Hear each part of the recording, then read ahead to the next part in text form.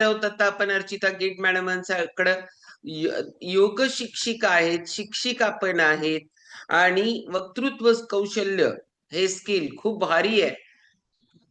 छोटी आहे पण खूप मोठे मोठे विचार सगळ्यांना देते. त्यामुळे जाऊ आपण अर्चिता गीठ. सुमित सर ऑल म्यूट टाका. Yes sir.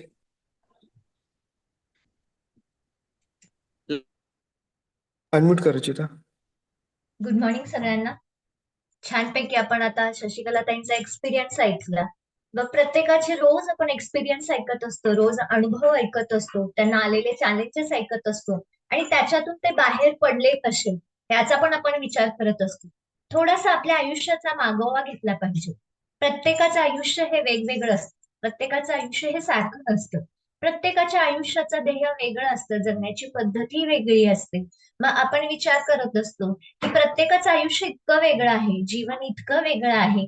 का बरं असं वेगळं आहे? कारण प्रत्येकाला परमेश्वराने निर्माण करत असताना जरी शरीराचे अवयव तेच असतील, मन तेच असेल, तरी त्या शरीराच्या अवयवांमध्ये, मनामध्ये जी ताकद असते ती ताकद मात्र प्रत्येकाला परमेश्वराने सेमच दिलेली नाही. प्रत्येकाची विचार करण्याची पद्धत, प्रत्येकाचा स्वभाव, प्रत्येकाचं वागणं, प्रत्येकाच्या सवयी या सगळ्या वेगवेगळ्या असतात. कुठंच सारखेपणा नसतो आणि म्हणून प्रत्येकाच्या आयुष्यामध्ये काही ना काहीतरी बदल घडत असतात. मग आपण सुद्धा आपला विचार केला पाहिजे की मला हे जे आयुष्य मिळालेलं आहे हे आयुष्य कशासाठी आहे. कारण प्रत्येकाच्या आयुष्याचं ध्येय हे वेगळं असतं. प्रत्येक जण ठरवलेलं असतं, प्रत्येकाची स्वप्न ही वेगवेगळी असतात. मग आपण सुद्धा आपल्या आयुष्याचं ध्येय काय आहे, आपल्या आयुष्याचं उद्दिष्ट काय आहे हे आपण प्रत्येकाने जाणून घेतलं पाहिजे. आणि म्हणूनच म्हटलं जातं की सुखामागे धावून सुख कधी मिळत नाही, पाठीमागे धावून सुख कधी मिळत नाही. नशीब म्हणून रडून प्रारब्ध कधी टळत नाही. नशीब म्हणून रडून प्रारब्ध कधी टळत नाहीये. प्रत्येकाला वाटत असतं की माझ्या आयुष्यामध्ये सुख समृद्धी सगळं पाहिजे, माझं आयुष्य आनंदात गेलं पाहिजे. आणि त्याच्यासाठी सगळ्यात महत्वाचा रोल असतो तो आपल्या सवयीचा. थोडासा मागोवा घ्या. आपण लहान असताना किती आनंदी, किती खुश आणि मनसोक्त जगत होतो. तेच आपलं आयुष्य आहे, तेच आपलं शरीर आहे, आपल्या अवतीभोवती सुद्धा तीच माणसं आहेत. पण आता आपण मनसोक्त जगू शकत नाही, आनंदाने जगू शकत नाही. चिंता असते, काळजी असते, याच्यामध्ये इतकं आपण गुरफटून गेलेलो आहे. आणि थोडस लहानपणाचा विचार केला की लहानपणी अगदी स्वच्छंदी आपण आपलं आयुष्य जगत होतो. आपल्या आयुष्यामध्ये छोट्या छोट्या गोष्टी होत्या, पण त्या छोट्या छोट्या गोष्टींना खूप महत्व होतं. कारण आपण निष्पाप होतो, निरागस होतो. मग तो निष्पापपणा, तो निरागसपणा मोठे झाल्यानंतर कुठं निघून जातो बरं? का निघून जातो? तो निरागसपणा, तो निष्पापपणा जर आपल्यामध्ये असेल, मनसोक्त जगणं जर आपल्यामध्ये असेल ना, तर खरंच आता सुद्धा आपण आयुष्य खूप छान पद्धतीनं एन्जॉय करू शकतो. मला सांगा की लहान मुलं किती निष्पाप, निरागस असतात. त्यांना थोडस तुम्ही प्रेम दिलात ना, तर तुमच्यावरती ते आनंदाने विश्वास टाकत असतात. तुमच्यावरती, तुमच्यासाठी त्यांच्या मनामध्ये एक छान स्थान निर्माण करत असतात. मग आपल्याही आयुष्यामध्ये आपलं स्थान असलं पाहिजे आणि आपलं स्थान हे इतरांच्या आयुष्यामध्ये सुद्धा असलं पाहिजे. बघा की लहान मुलांना खेळवताना आपण असं हवेत त्यांना वर उडवतो आणि पटकन हातामध्ये कॅच धरतो. ती मुलं घाबरत नाहीत का? त्या मुलांना वाटत नाही का की मला असं हवेत फेकलं जातंय आणि खाली मी पडेन, मला लागेल? नाही. का घाबरत नाही? कारण तुमच्यावरती त्यांचं प्रेम असतं, तुमच्यासाठी त्यांच्या मनामध्ये एक स्थान असतं आणि तुमच्यावरती विश्वास असतो लहान मुलांचा की ही व्यक्ती मला दुखापत करू देणार नाही. त्या व्यक्तीच्या हातात गेल्यानंतर माझं आयुष्य हे सेफ असतं. त्यामुळे तुम्ही हवेत कितीही उंच टाकलात तरी मुलं हसत हसत खाली परत आपल्या हातामध्ये येत असतात. तसंच आपलं सुद्धा आयुष्य असतं. आपल्याही आयुष्याकडं जर आपण इतका विश्वास ठेवला आणि तेवढंच स्थान आपण आपल्या आयुष्याला दिलं ना, तर सगळ्या गोष्टी बदलत जातात. तोच मनमोकळेपणा, तोच आनंद, तीच शांती आणि तेच समाधान आपल्याला मिळत असतं. पण आज कुठेतरी ते हरवून गेलेलं आहे. परत ते मिळवायला पाहिजे आणि त्याच्यासाठी सगळ्यात महत्वाचा रोल असतो तो आपल्या सवयींचा असतो. मग सवयी या 2 प्रकारच्या असतात. चांगल्या सुद्धा सवयी असतात आणि वाईट सुद्धा सवयी असतात. जन्माला आल्यानंतर कुठलीही व्यक्ती वाईट कुठली सवय घेऊन येत नाहीये. पण वाईट सवयी माणसाला पटकन लागत असतात आणि चांगल्या सवयी मात्र लागत नाही. आणि सवयीचा इतका आपल्या आयुष्यामध्ये होत असतो आणि त्या पद्धतीने आपण आयुष्य आपलं घडत जात असतं आणि आपण म्हणत असतो की माझ्या नशिबात काही चांगलंच नाहीये, माझं नशीबच फुटकं आहे. नशीब कधी फुटकं नसतं, नशीब हे चांगलं असतं. घडवणारे जे हात असतात ना, ते हात चांगले असावे लागतात, मग ते फुटकं कधीच असत नाहीये. रडून कुठलीही गोष्ट बदलत नाहीये, त्यासाठी स्वतःला बदलावं लागतं. स्वतः जसं बदल करत जातो तसं आयुष्य बदलत जातं. आणि म्हणूनच या ठिकाणी एक छोटीशी कथा सांगावीशी वाटते. एकदा गुरु आणि शिष्य एका जंगलातून प्रवास करत असतात. चालत जात असताना, प्रवास करत असताना शिष्याच्या मनामध्ये अनेक शंका असतात, अनेक गोष्टी असतात. त्या आपल्या गुरूंना विचारत असतात. पण त्या गुरुचं उत्तर देत असताना एकच काम करत असतात. जाताना वाटेमध्ये जी रोपं येत असतात, ती झाडं येत असतात, त्या झाडाच्या माध्यमातून त्या शिष्याला सांगण्याचं काम करत असतात. मग जात असताना 1, 2, 3 अशी प्रश्न विचारली जातात आणि प्रश्न विचारल्यानंतर त्या शिष्याला सांगितलं जातं की हे छोटं जे रस्त्याच्या बरोबर मध्ये आलेले एवढं छोटं रोप आहे ना, ते उपडून बाजूला टाक. शिष्याला प्रश्न पडतो की मी एवढे शंका विचारतोय, गुरु उत्तर द्यायचं सोडून झाड काय उपडायला लावतात मला, ते छोटं रोप काय उपडायला लावतात. मग गुरु म्हणतात त्याला काटे आलेले आहेत, ते कुणाला तरी येता जाता लागणार आहे. ते वाटेतलं जे एवढंसं रोप आहे ते कुणीही काढत नाही, त्याच्या इकडून जातात, पण ते रोप कुणी काढत नाहीये. एक काम कर, पहिल्यांदा ते रोप काढून टाक आणि मग मी तुझ्या शंकांचं निरसन करतो. मग तो शिष्य त्या रोपाजवळ जातो. अलगदपणे आपल्या हाताला काटा लागणे अशा पद्धतीनं ते रोप उपटतो आणि काढून टाकतो. पुढं थोडंसं अंतर गेल्यानंतर आणखी एवढंसं रोप रस्त्याच्या साईडला असतं. मग गुरु म्हणतात ते सुद्धा रोप काढून टाक, त्या रोपाचा काही उपयोग नाहीये, ते येणाऱ्या जाणाऱ्या वाटसरूंना त्रासच देणार आहे. पुन्हा शिष्य जातो बाजूला, ते रोप काढतो आणि उकरून टाकतो. थोडंसं पुढं अंतर चालत गेल्यानंतर त्या शिष्याच्या उंची इतकं मोठं 5-6 फुटाचं एक झाड असतं. मग गुरु म्हणतात तेही झाड काढून टाक. मग शिष्य काय करतो, तेही रोप उपडून टाकतो. असं बोलत बोलत गप्पा करत जंगलातून वाटेतून प्रवास चालू असतो. प्रश्न विचारले जात असतात. पुढं गेल्यानंतर बाभळीचं एक मोठं झाड असतं. मग गुरु म्हणतात की या बाभळीच्या झाडाला पण खूप काटे असतात. चुकून एखादी फांदी खाली पडली तर कुठल्या ना कुठल्या वाटसरूला तो काटा पायात रुतेल, तो काटा टोचेल. एक काम कर, ते बाभळीचं झाड सुद्धा मगाशी कशी रोपं काढून टाकलास ना, तसं ते पण झाड काढून टाक. त्यावेळेला शिष्य जातो त्या झाडाजवळ आणि विचार करायला लागतो, हे झाड माझ्यापेक्षा जास्त उंचीचं आहे. त्याची मुळं ही जास्त खोलवर गेलेली आहे. छोटी जी झाडं होती त्याची मुळं खोलवर नव्हती, ती कमजोर होती, मी पटकन काढून टाकलं. पण हे झाड वाढलेलं आहे, त्याची मुळं खालीपर्यंत गेलेत, मी उपडू शकत नाही. मग तो शिष्य पाठीमागे येतो आणि गुरुंना म्हणतो, माफ करा गुरु, पण हे जे झाड आहे ते मी काढून टाकू शकत नाही, कारण त्याची खोलवर मुळं गेलेली आहे. त्यावेळेला गुरु शिष्याला बोलवतात जवळ, त्याच्या खांद्यावरती हात ठेवतात आणि म्हणतात की मगाशीची सगळी रोपं तू पट काढून टाकलास. आधी इतकं छोटं काढलास, नंतर इतकं मोठं काढलास, नंतर तुझ्या उंची एवढं जे रोप होतं 5-6 फुटाचं ते पण तू काढून टाकलास. पण तुझ्या उंचीपेक्षा जास्त असणारं हे झाड मात्र तुला काढून टाकता येत नाहीये, हे झाड बाजूला करता येत नाहीये, कारण त्याची मुळं ही खोलवर गेलेली आहे. याच्यातून मला तुला एकच सांगायचं होतं की जी गोष्ट आपल्याला त्रास देत असते माहीत असतं, पण त्याच्या आजूबाजूनं आपण पळवाटा काढत असतो. पण जी गोष्ट त्रास देणारी आहे, आता कमी असेल तर भविष्यात वाढणारी आहे, ती गोष्ट मात्र आपण काढून टाकत नाही, त्याच्या बाजूनं जात असतो.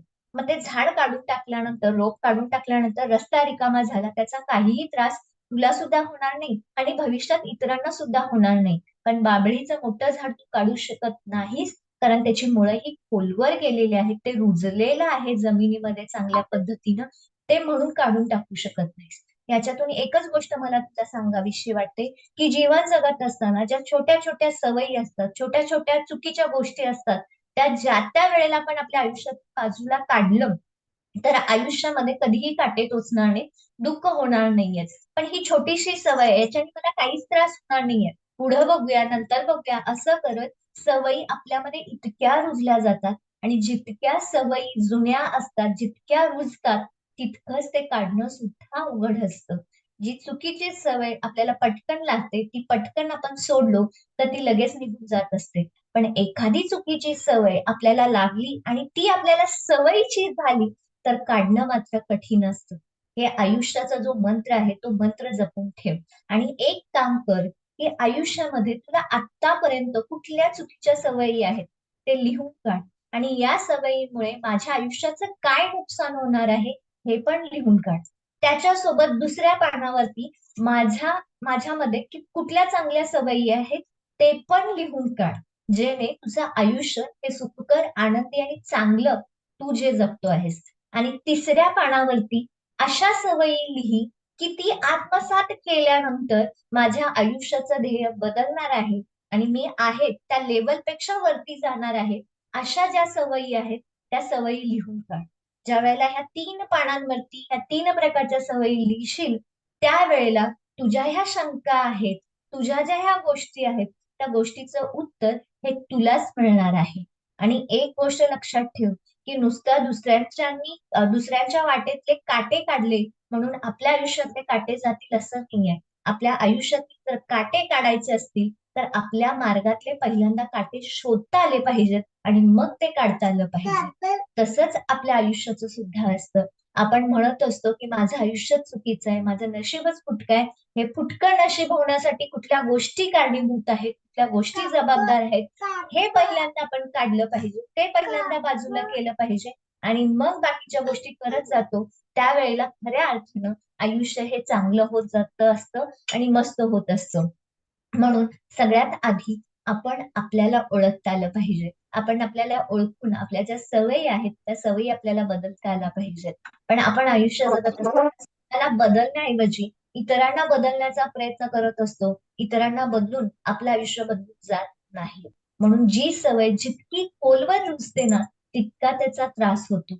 मग इथं एक उदाहरण द्यायचं असेल तर पहिल्यांदा दारू पिण्याची सवय जेव्हा लागते त्यावेळेला पहिल्यांदा लागते त्यावेळेला तिथंच आपल्याला थांबता आलं पाहिजे. पण एकदा का ते शरीराला सवय लागली तर मग काढणं मात्र कठीण असतं. हे व्यसनाचं झालं. तसंच आयुष्यामध्ये बऱ्याचशा गोष्टी घडत आहेत. मग ह्या सवयी फक्त आपल्या खाण्यापिण्याच्या, वागण्याच्या आहेत का? तर आता सगळ्यात महत्वाच्या सवयी ज्या आहेत त्या खाण्यापिण्याबरोबर, वागण्याबरोबर, राहण्याबरोबर तुम्ही कशा पद्धतीनं विचार करता ते सुद्धा तितकंच महत्वाचं आहे. आता आपण बघा की शाळेला आपण का जातो? शाळेला गेल्यानंतर विविध विषयांचा आपण अभ्यास करत असतो. पण काही वर्षानंतर अजून एक 20, 25, 30 वर्षानंतर अशी परिस्थिती येईल की लहान मुलांची शाळा हे वाचणं, लिहिणं याच्यासाठी असणार आहे आणि मोठ्या मुलांची शाळा सुद्धा 30 वर्षानंतर होणार आहे. 30 वर्षानंतर मोठ्या मुलांची शाळा कशासाठी असणार आहे? मोठ्या व्यक्तींची शाळा कशासाठी असणार आहे?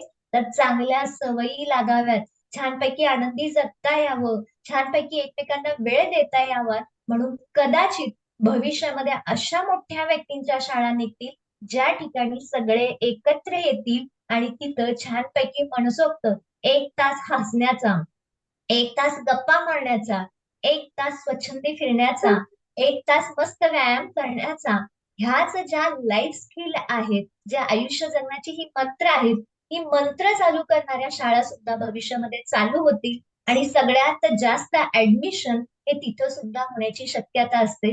कारण माणसाला पुढं भविष्यामध्ये काही सुद्धा नको, पण आयुष्य छानपैकी एन्जॉय करता येईल, छानपैकी जगता येईल, असं छान आयुष्य जगण्यासाठी आवश्यक असणाऱ्या गोष्टी माणूस शोधायला लागेल आणि ती शाळा चालू होईल. आणि आपण खूप लकी आहोत की ही शतायुषी फॅमिली एक शाळा आहे. ज्या शाळेमध्ये आपण चांगलं खायला शिकतो, चांगलं विचार करायला शिकतो, चांगलं बोलायला शिकतो, दुसऱ्याच्या आनंदामध्ये स्वतः आनंद मस्तपैकी एन्जॉय करत असतो. दुसऱ्याच्या दुःखामध्ये आपल्या डोळ्यामध्ये पाणी येत असतं. ही काय आपली जी ऑनलाईनची शाळा आहे ना, ही ऑनलाईनची शाळा भविष्यामध्ये समाजामध्ये बऱ्याच ठिकाणी ऑफलाईन येणार आहे. कारण व्यक्तीला गाडी नको असते, व्यक्तीला घर नको, व्यक्तीला वस्तू नको, व्यक्तीला फक्त हवा असणार आहे प्रेम, विश्वास, आपुलकी आणि चांगल्या गोष्टीसाठी व्यक्ती शोधत राहणार आहे. आपण खूप लकी आहे की या गोष्टी आपल्याला मिळालेल्या आहेत आणि त्या पद्धतीने आपण वाटचाल आपण करत आहोत. आणि म्हणूनच इतकं छान आपल्याला आयुष्य जगण्यासाठी येणाऱ्या ज्या भविष्यामध्ये गोष्टी आहेत त्या गोष्टी आपण खरंच बघितल्या पाहिजेत आणि आपण आपल्याला बदलल्या पाहिजेत. मग आता प्रत्येकाने विचार करा की माझं जर आयुष्य बदलायचे असतील तर सगळ्यात आधी माझ्यातल्या कुठल्या ज्या सवयी आहेत त्या सवयी बदलल्या पाहिजेत. आपण दुसऱ्यांच्या चुका पट शोधत असतो पण स्वतःच्या चुका मात्र आपण कधीही शोधत नाही. म्हणून मराठीमध्ये म्हण म्हटली जाते की दुसऱ्याच्या डोळ्यातली आपल्याला पुसळ दिसते पण स्वतःच्या डोळ्यातली पुसळ दिसत नाही. हे सारखं आपल्याला उदाहरण दिलं जात असतं. पण खरंच आपण आपल्यामध्ये पहिल्यांदा पाहिलं पाहिजे. का बरं? सगळ्या गोष्टी होत असतात. नशीब चांगलं करणं सुद्धा आपल्याच हातात आहे. नशीब खराब करणं सुद्धा आपल्या हातात आहे. आयुष्य आनंदी छान जगणं सुद्धा आपल्या हातात आहे. आयुष्य खराब करणं सुद्धा आपल्या हातात आहे. फक्त आपण कुठल्या सवयी अंगीकारतो ते खूप महत्वाचं आहे. लहानपणी आम्ही जेव्हा शेतामध्ये फेरफटका मारायला जायचो, त्यावेळेला मनामध्ये एक प्रश्न पडायचा, की शेतामध्ये जेव्हा लावण केली जायची, लावण केल्यानंतर सरी पाडल्या जायच्या. सरीमध्ये ती लावण केली जायची आणि पूर्ण शेत असं लांब, खूप लांब असायचं. मनामध्ये प्रश्न पडायचा, की हे पाटाचं पाणी इथं आहे, पण हे पाटाचं पाणी त्या कडेपर्यंत कसं जात असेल म्हणून आम्हाला उत्सुकता असायची. आणि जसं पाटाचं पाणी शेतामध्ये आत आत जातं सरीतून, तसं आम्ही आत आत जायचो आणि बघायचो की कुठून पाणी कसं जातं. आणि प्रश्न पडायचा की पाट तर या बाजूला आहे, पण शेताच्या त्या पलीकडच्या बाजूला पाणी कसं जात असेल. तेव्हा शेतामध्ये गेल्यानंतर आमचे जे वडील असायचे किंवा काका वगैरे असायचे, ते लोक काय करायचे, त्या शेतामध्ये पाणी जाण्यासाठी त्या लांबड्या सरीमध्ये मध्ये मध्ये मध्ये त्यांनी पाट केलेला असायचा. आणि ज्या वेळेला ज्या सरीला पाणी सोडायचं असतं ना, त्या सरीला जे मातीचा ओपा असायचा तो ओपा असा आडवा करायचे. जी पाट बंद करायचं, ज्या सरीला पाणी सोडायचं बंद करायचं, त्या बाजूला ते माती ढकलायचे. कुठली ढकलायची बरं माती ते? ज्या सरीला पाणी सोडायचंय त्या सरीचं ती माती काढून या बाजूला ढकलायचं आणि मग त्या सरीमध्ये ते पाणी जायचं. मग त्यावेळेला आम्हाला काही कळत नव्हतं. पण आता त्याचं जे उत्तर आहे ते उलगडलेलं आहे. जर पाणी त्याच सरीला पाजवायचं असेल, तर तिथलीच माती बाजूला करावी लागते आणि मग तिथं पाणी जात असतं. तसंच आपल्या आयुष्यामध्ये सुद्धा घडत असतात. जिथं आपल्याला वाटत असतं खचायला लागलोय, मला त्रास व्हायला लागलाय, मी अस्वस्थ आहे, त्यावेळेला ती गोष्ट आपल्याला बाजूला करावी लागते. पण आपण ते सोडून बाकीच्या सगळ्या गोष्टी करत असतो. ज्यावेळेला ती गोष्ट आपण बाजूला करतो ना, मग ते पाणी कसं पाटाने त्या सरीमध्ये जातं, तसं आपल्या आयुष्यामध्ये सुद्धा आनंद, सुख, समाधान सगळं काही त्याच्यामध्ये येत असतं. आणि म्हणूनच चुकीच्या ज्या सवयी आहेत, त्या सवयी आपल्याला बदलता आल्या पाहिजेत. आणि त्याच्यासाठी सतत आपण एक उदाहरण देत असतो, की मला जमत नाही, मी खूप व्यस्त आहे. खरंच आपण इतकं व्यस्त असतो का हो? बिलकुल नाहीये. स्वतःला थोडासा वेळ देणं, स्वतःच्या व्यक्तींना वेळ देणं खूप गरजेचं आहे. आणि ते आपण कुठेतरी करत नाही आणि कारणं देत असतो, की माझ्याकडे वेळ नाही. म्हटलं जातं, की आवड असेल तर सवड निघत असते. पण आवडच नसेल तर सवड तुम्ही आयुष्यभर जरी काढायचं म्हटलं, सेपरेट वेळ जरी काढायचा म्हटला, तर कधीही मिळत नाही. मला सांगा, की आपण म्हणत असतो, की रोज छान छान खाल्लं पाहिजे, व्यायाम केलं पाहिजे, पोटामध्ये चांगला आहार केला पाहिजे, मग आपलं आयुष्य चांगलं होत असतं. पण आपण कारण काय सांगतो? मला एवढं काही शक्य नाही, मला एवढं काही जमत नाही, माझ्याकडे वेळच नाही, ही कारणं आपण सांगत असतो. पण ज्या वेळेला आपल्याला हार्ट अटॅक येतो, बीपी, शुगर चालू होतं, त्यावेळेला मात्र सगळ्या गोष्टी डॉक्टरनी सांगितलेल्या आपण काटेकोरपणे पाळत असतो. सगळ्या गोष्टी हँडल करत असतो. मग मला सांगा तुम्ही तेच आहात. तुमचं रुटीन तेच आहे. तुमच्याकडे वेळ सुद्धा तोच आहे. पण त्यावेळेला आपण बदलतो. का बदलतो? कारण ती गरज निर्माण होत असते. का? कारण डॉक्टरनी सांगितलेलं असतं, की तुम्ही हे बंद केला नाही, हे सोडला नाही, तर मात्र आम्ही तुम्हाला पुढे जर प्रॉब्लेम झाला तर आम्ही त्याला जबाबदार नाही. त्याला जबाबदार सर्वस्वी तुम्ही असाल. त्यावेळेला आपण आपल्यासाठी वेळ काढतो, व्यायाम करतो, व्यवस्थित आहार घेत असतो. शुगर झाल्यानंतर साखर कंट्रोलमध्ये करत असतो, कमी गोड खायला लागतो. हे कधी होतं?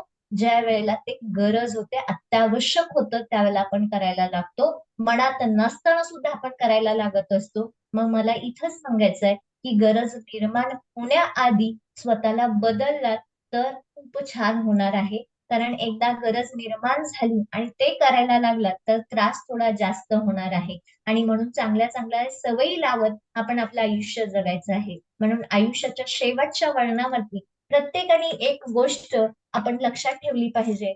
कळीसारखं फुलत राहिलं पाहिजे, सुगंधाने दरवळत राहिलं पाहिजे. कळीसारखं फुलत राहिलं पाहिजे, सुगंधासारखं दरवळत राहिलं पाहिजे. डोळ्यात अश्रू आलं तरी आयुष्यभर हसत राहिलं पाहिजे. डोळ्यात अश्रू आलं तरी आयुष्यभर हसत राहिलं पाहिजे. आणि हे आयुष्यभर जर हसायचं असेल तर सगळ्यात आधी ज्या आपल्याला सवयी आहेत ना, त्या सवयी बदलणं, त्या पद्धतीनं आपल्याला बदलणं खूप गरजेचं आहे. आणि हे सगळं जेव्हा करतो ना, त्यावेळेला खूप आयुष्य छान होत असतं. माझं मन एक झाडाप्रमाणे आहे. रोप लहान असताना त्याला तुम्ही छानपैकी गोल आकार देऊ शकता, हवा तसा आकार देऊ शकता. पण एकदा का ते रोप वाढलं, झाडामध्ये रूपांतर झालं, त्याच्या फांद्या जर स्ट्रॉंग झाल्या, तर त्याला आकार देता येत नाही. आणि आकार द्यायचा प्रयत्न केलात तर तुमचा वेळ जाणार आहे, तुमची शक्ती जाणार आहे आणि तुम्हाला मनासारखं कुठलीच गोष्ट घडणार नाहीये. म्हणून रोप लहान असतं, ते नाजूक असतं, त्याला आकार देता येत असतो, वेळ कमी लागतो, तुमची ताकद कमी लागत असते.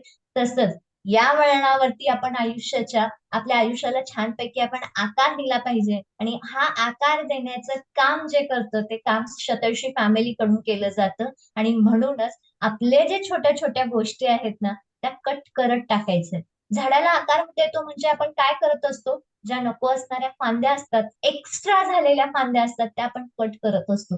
तसंच आपल्या आयुष्यामध्ये सुद्धा आहेत. जे एक्स्ट्रा आहे, जे नको आहे, ते फक्त आपल्याला बाजूला काढायचं आहे आणि चांगलं ते करायचं आहे. मग एक्स्ट्रा आहे ते काय काढायचंय, प्रत्येकाला प्रश्न पडलाच असेल ना.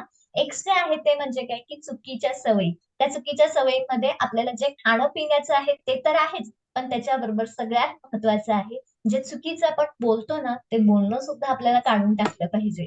काही व्यक्तींना सवय असते, की तुम्ही कितीही चांगल्या गोष्टी केलात, काहीही केलात, तर त्यातून काही ना काहीतरी त्रुटी काढल्याच जात असतात, त्रुटी सांगितल्याच जात असतात. पण त्या त्रुटी जेव्हा काढल्या जात असतात, त्यावेळेला वाटतं, की खरंच मी व्यवस्थित स्वयंपाक केलोय, पण विनाकारणच मीठ कमी पडलंय, हे कमी पडलंय, ते कमी पडलंय, असं सांगितलं जातं. पण समोरच्या व्यक्तीला बदललं जात नाही. त्यावेळेला आपल्या मनाला आपण सांगायचं, ठीक आहे, मी व्यवस्थित केलंय, मीठ व्यवस्थित पडलेलं आहे, ठीक आहे म्हणा. सगळ्या गोष्टी एक्सेप्ट करायला लागतो ना, त्यावेळेला बदलायला लागतं. कारण जर सूर्य कोणीतरी म्हटलं, की पश्चिमेकडून उगवतो, तुम्ही कितीही त्याला सकाळी उठून पूर्व दिशा दाखवलात, तर ती व्यक्ती काय म्हणते, ही पूर्व दिशा नाही, ही पश्चिमच दिशा आहे. पण तुम्हाला माहित आहे ना, सूर्य हा पूर्वेकडून उगवतो, पश्चिमेकडून नाही, आणि पूर्व दिशा हीच आहे. हे तुम्हाला माहित आहे, पण समोरचं ऐकत नसेल, तर आपण एकच म्हणतो, तू हेच ऐक, तू हेच कर. नाही करणार. ज्या वेळेला तो इतरांच्याकडनं ऐकेल, इतरांच्याकडनं समजेल, स्वतः जाणून घेईल, त्यावेळेला त्याला कळणार आहे. त्यावेळेला आपण एकच मनात म्हणायचं, होय बाबा, तुझंच बरोबर आहे, सूर्य पश्चिमेकडूनच उगवलाय, असं म्हणायचं आणि सोडून द्यायचं. पण आपण काय करत असतो, नाही, ती पूर्वच दिशा आहे, ती पूर्वच दिशा आहे. समोरच्यावरती काही परिणाम होत नाही, पण स्वतःच्या मनाला स्वतःला किती त्रास होत असतो. आणि हीच सवय आपल्याला बदलायला पाहिजे. जिथं नको ते सोडायचं, हवं ते स्वीकारायचं, आणि मगच आयुष्य बदलायचं. हे जे तत्व आहे ते तत्व केलं तर खरंच खूप छान निरोगी आयुष्य आपण जगू शकतो. आणि म्हणूनच प्रत्येकाने आपल्याला असणाऱ्या सवयी, त्याच्यातून माझं काय नुकसान होतं, चांगल्या सवयी, त्याच्यातून माझ्या आयुष्याला काय चांगलं निर्माण होत असतं, आणि तिसऱ्या पानावरती आज सगळ्यांनी लिहा, की माझ्या आयुष्यामध्ये मी कुठल्या गोष्टी केल्या पाहिजेत, जेणे माझं आयुष्य सुखकर, सोपं, आनंदी आणि मस्त जगता येईल, असं आपण शोधून काढलं पाहिजे, लिहिलं पाहिजे. आणि नक्कीच आपलं आयुष्य हे 90 अंशाच्या कोणामध्ये ड्रास्टिक नक्कीच होणार आहे. फक्त तो बदल आपल्याला स्वीकारता आला पाहिजे आणि त्या पद्धतीने आपण वागता आलं पाहिजे. पण सवयीच्या बाबतीत एकच गोष्ट जाताना सांगावीशी वाटते, की प्रत्येकाला वाटत असतं की जे आहे ते बरोबर आहे. फक्त मनाला विचारा, मी आजपर्यंत जे काही केलंय ते बरोबर केलं आहे का? आणि मला खरंच जर बदलायचं असेल तर काय बदललं पाहिजे आणि कुणाच्या गायडन्स मध्ये बदललं पाहिजे, हे पण तितकंच गरजेचं आहे. कारण बदल घडत असताना सुद्धा तुम्ही कुणाचं फॉलो करताय, काय फॉलो करताय, हे सुद्धा महत्वाचं आहे. त्यामुळं जर बदलायचं असेल तर काय बदल स्वीकारला पाहिजे, आणि त्याच्यासाठी कोण छान आयुष्य चांगलं निर्माण करण्यासाठी कोण कोच, चांगला गायडन्स देणार आपल्याला आहे, हे सुद्धा तितकंच महत्वाचं आहे. कारण रस्ता कितीही चांगला असेल तर रस्त्याला दिशा दाखवणारं सुद्धा महत्वाचं आहे. तुम्ही सांगा, की अनोळखी ठिकाणी जाता, तुम्हाला पत्ता सापडत नाही, तुम्ही गुगल मॅप लावता. त्या गुगल मॅप वरती दोन दाखवतात, एक रस्ता इझी शॉर्टकट पण दाखवतात, पण कधी कधी तो शॉर्टकट का खाच खळग्यातून जात असतो. आणि एक एकदा गुगल मॅप दाखवताना असं फिरून फिरून फिरून वाईमार्गे सातारा सुद्धा दाखवलं जातं गुगल मॅप वरती. मग तशाच आपल्या आयुष्यामध्ये सुद्धा व्यक्ती मिळत असतात, रस्ता तोच असतो, पण आपल्याला अशा विनाकारण नको तिथं फिरवत बसतात. मग आपल्या आयुष्याचा असा मार्गदर्शक तुम्ही शोधा, की तुम्हाला योग्य ठिकाणी नेऊन जाईल. आणि म्हणून बघा की विमान आकाशात उडतं तेव्हा ते नाक बरोबर सरळ असतं, विमानाचं पुढचं नाक. ते जरासं नाक किमान 10 अंश सेल्सिअस मध्ये जरी हललं तरी रस्ता चुकत असतो, ट्रॅक चुकत असतो, ते विमान भरकटलं जात असतं. तसंच आपल्या आयुष्यामध्ये घडत असतं. छोटीशी चूक, छोटीशी सवय आपलं आयुष्य भरकटून जाऊ शकतं. आणि तेच आपल्याला शोधायचं आणि सरळ मार्ग, व्यवस्थित, चांगल्या रस्त्याने, चांगल्या दर्शकाखाली आपल्याला छान आयुष्य जगायचं आहे. आणि असं आयुष्य आपण जगलो तर नक्कीच आपण खूपच छान आयुष्य जगू शकतो. फक्त एकच लक्षात ठेवा की कुठलीही व्यक्ती वाईट नसते. चुकतो कधी रस्ता, पडले पाऊल वाकडे. चुकतो कधी रस्ता, पडले पाऊल वाकडे, म्हणून नसते कुणी मुळातच वाकडे, म्हणून नसते कुणी मुळातच वाकडे. भले आपल्याला कितीही वाईट सवयी असतील म्हणून आपण वाईट नाही. फक्त ती सवय बदला, तुमचं आयुष्य बदलेल आणि तुम्ही सुद्धा एक चांगल्या व्यक्ती बना. धन्यवाद. चलो जोरदार क्लॅपिंग करणार आहोत आपण अर्चिता मॅडम साठी. केवढा भारी बोध दिला. पहिल्यांदा स्वतः स्वीकारायला पाहिजे आणि मग बदलायला पाहिजे. आपण लोकांना बदलायला जातो ते खूप अवघड काम आहे. स्वतः बदलायला पाहिजे. आपल्याला ज्या गोष्टी नको आहेत त्या, तुम्हाला नको आहेत तेवढ्याच बाबतीत तुम्ही बदलू शकता. तुम्हाला वाटत नाही की हे मला बदलायला पाहिजे तर आपण बदलत नाही. तर हळूहळू बदल होतात जर ते आपण पहिल्यांदा स्वीकारावे लागतात. आणि स्वीकारल्यानंतर बदल घडतो. स्वीकारलं नाही तर बदल घडत नाही. आपण विनाकारण आपली एनर्जी आणि एफर्ट्स लावत असतो दुसऱ्यांना बदलण्यामध्ये. त्यामुळे आपण आपल्याला काय पाहिजे ते पहिल्यांदा ठरवा. अर्चिता मॅडमने आपल्याला होमवर्क दिलाय माहितीये का? काय पाहिजे, काय बदलायला पाहिजे आणि कुठल्या मूळ माझी प्रगती होणार आहे. म्हणजे मला काय पाहिजे त्या मला कुठल्या गोष्टींमुळे मिळणार आहे. ह्या सगळ्या गोष्टी लिहून काढल्या तर त्या दिशेने प्रवास होतो. कारण दिशादर्शक नसेल तर आपला राईट ठिकाणी, राईट वेळेत, राईट क्वालिटीमध्ये प्रवास होत नाही. आणि आयुष्याचा प्रवास हा खूप महत्वाचा आहे. कारण आपल्याला विना काठी विना लाटी 100 वर्ष मेडिसिन फ्री लाईफ जगायचं आहे. आणि ते करायचं असेल तर नक्की